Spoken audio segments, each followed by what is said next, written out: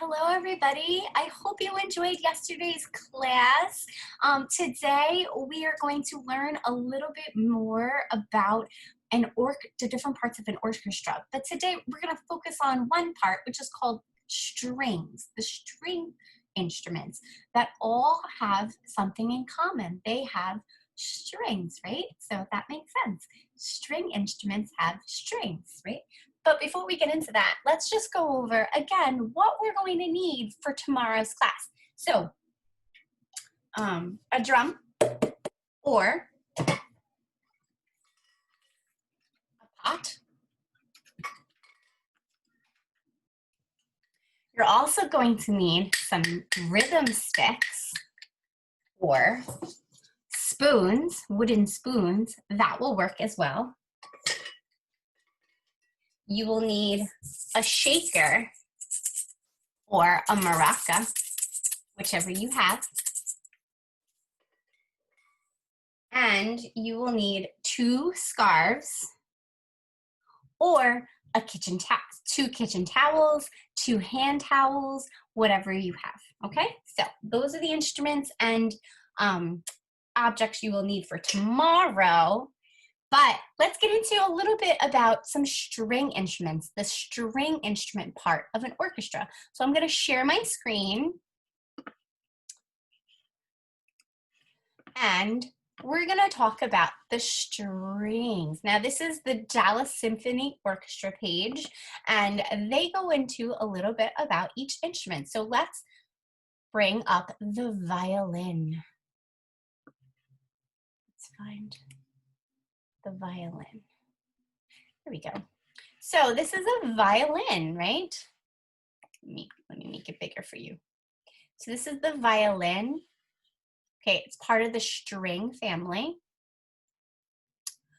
It's built the same way as the viola, the cello, and the double bass, but this is a soprano. It's very high in the string family. The sounds that come out of it, it's higher. And it's held under the chin and it rests on your shoulder.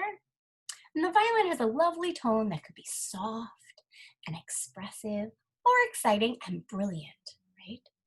Now, it's also very important to know that these instruments are not nailed together. Everything is glued together and the body of the instrument is hollow. So that makes the sound resonate or vibrate inside of it to make music, right? So that is a violin. Violin. Okay, let's see.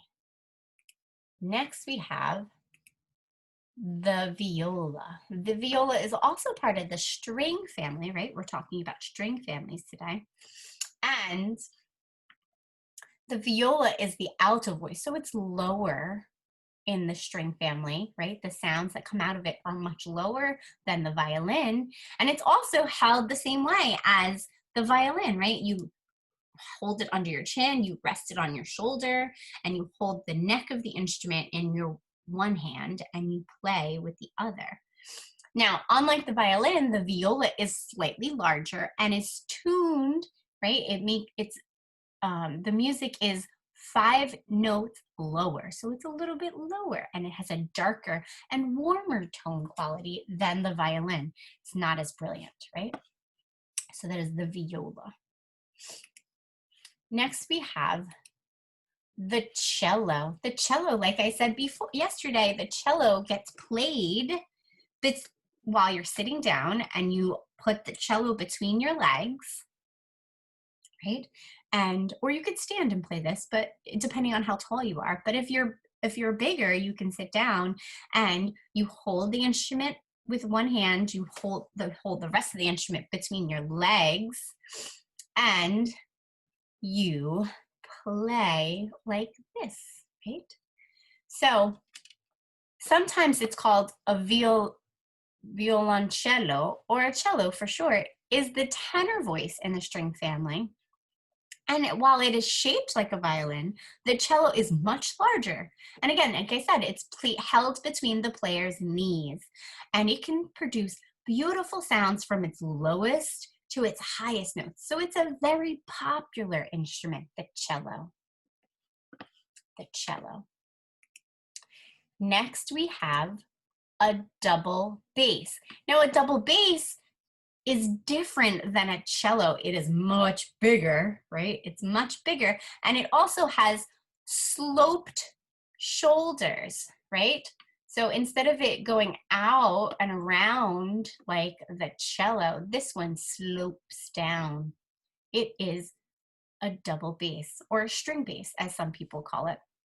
It's the largest and lowest sounding instrument of the string family, right? And it allows the sloping shoulders allow the player to have more room to move his or her own arms, hands, and fingers in front of the instrument. Because of its size, the player either has to stand or sit on a high stool to play the double bass because it's that big.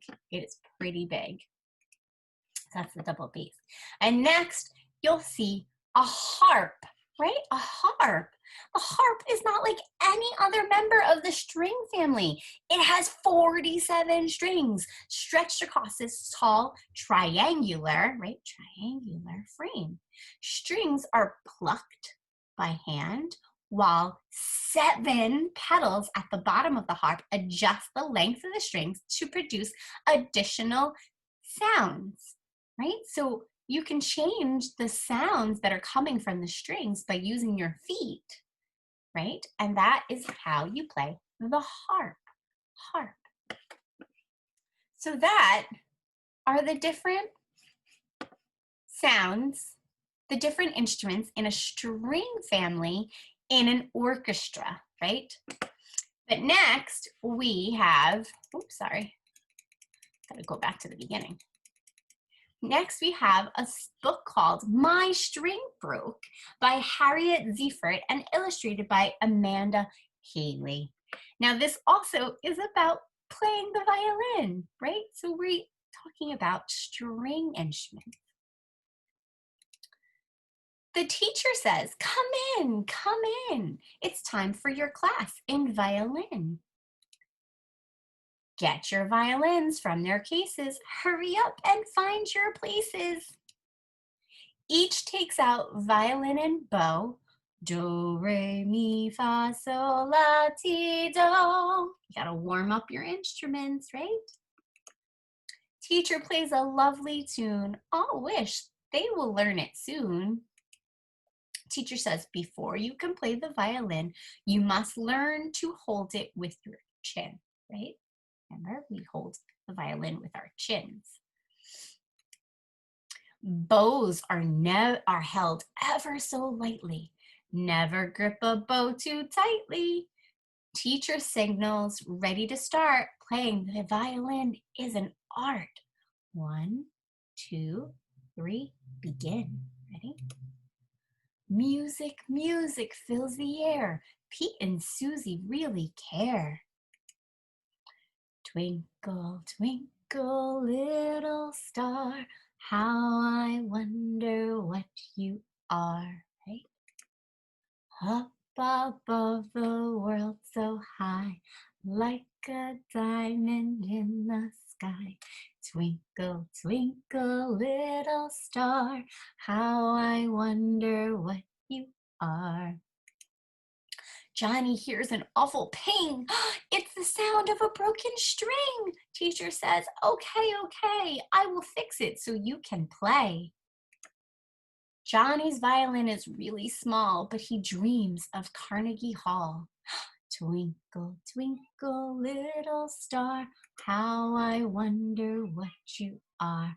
Up above the world so high, like a diamond in the sky. Twinkle, twinkle, little star, how I wonder what you are. Teacher says, all take a bow. Bravo, bravo. Music class is over now. Oh, how quickly time could fly. Now it's time to say goodbye. The end. So we are going to I'm sorry. That is how we are talking about string instruments. So again, these are all different types of instruments in an orchestra, right? The string instruments. I hope you enjoyed that lesson, language lesson on strings and the different types of instruments in the string part of the orchestra. And I hope you enjoyed our book today. I can't wait to sing and dance and have more fun with you guys tomorrow. Don't forget to put your badge on your paper, and I'll see you all later. Bye, guys.